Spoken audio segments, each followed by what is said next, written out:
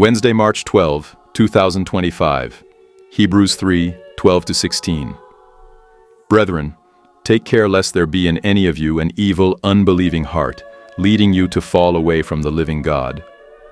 But exhort one another every day, as long as it is called today, that none of you may be hardened by the deceitfulness of sin. For we share in Christ, if only we hold our first confidence firm to the end, while it is said, "Today, when you hear his voice, do not harden your hearts, as in the rebellion."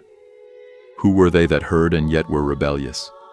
Was it not all those who left Egypt under the leadership of Moses?